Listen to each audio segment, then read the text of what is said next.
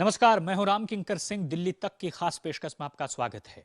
अपने सहयोगी मृदुल के साथ ये वीडियो आप तक पहुंचा रहा हूं।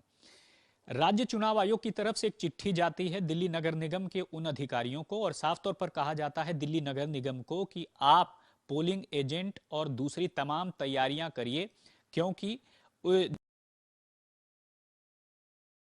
सितंबर के महीने में उसमें बाकायदा ये लिखा गया था कि किस तरह से जो तमाम अधिकारियों की तैनाती दिल्ली नगर निगम ने करी थी, उन अधिकारियों में कईयों का ट्रांसफर हो चुका है, कई यहां से जा चुके हैं। ऐसे में नए अधिकारियों की तैनाती की जाए। बस ये चिट्ठी आनी बाकी थी कि इस चिट्ठी को जब सबने पढ़ा तो ये मान लिया कि अब दिल्ली का चूंकि राज्य निर्वाचन आयोग काफी ज्यादा एक्टिव है, तैयारियां शुरू कर रहा है, तो सभी मान रहे हैं ये इस बात का संकेत है कि राजधानी में कभी भी चुनाव हो सकते हैं। और यह माना भी जा रहा है कि दिसंबर के पहले दूसरे हफ्ते में चुनाव हो सकते हैं। लेकिन याद रखिएगा कि जब चुनाव की घोषणा होगी, जब चुनाव होने होंगे, उससे पहले तकरीबन 35 दिन का टाइम चाहिए होगा, जिसमें चुनाव आयोग, राज्य चुनाव आयोग प्रेषण करेगा और उसके बाद चुनाव कराए जा सकते हैं।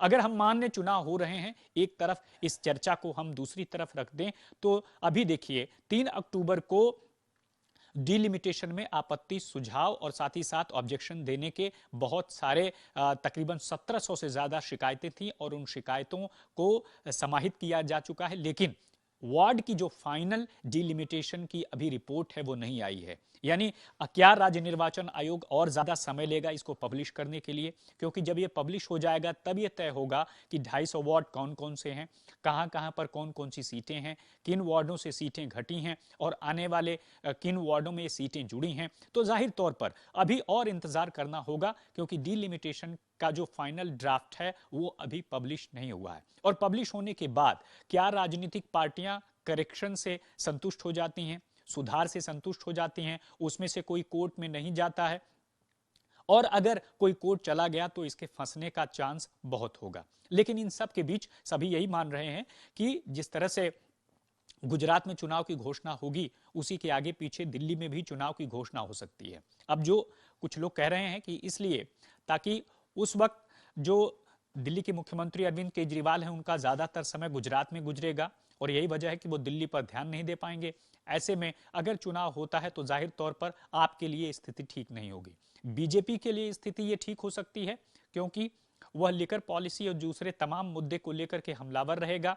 गुजरात चूंकि एक डबल माइंडेड होंगे दिल्ली के मुख्यमंत्री अरविंद केजरीवाल, लिहाजा उन्हें घेरने का या उनको रोकने का या बढ़त बनाने का, उन पर दबाव बनाने का जो तरीका होगा वो और ज्यादा बढ़ जाएगा और इसका फायदा चुनावों में मिल सकता है। तो ये चीजें हैं जिसके जरिए सभी कह रहे हैं कि चुनाव की घोषणा कभी भी हो सकती है। और यही वजह है कि इस चिट्ठी से बल मिल रहा है कि आने वाले दिनों में चुनाव बहुत जल्द से जल्द कराए जा सकते हैं। तो बहरहाल अभी इसमें वक्त है और इस वीडियो के जरिए मैं आपको यही बताना चाह रहा था कि किस तरह से अभी भी चुनाव में टाइम लग सकता है। और अगर हम इस हरकत को या तेजी को बहुत ज्यादा बढ़ता हुआ मान लें, बावजूद इसके अभी तक डिलिमिटेशन की रिपोर्ट फाइनल नहीं हुई है, लिहाजा अभी भी और वक्त लग सकता है। तो बने रहिएगा दिल्ली तक के साथ और लगातार आप देखते रहिए। मुझे दीजिए इजाजत। धन्यवाद।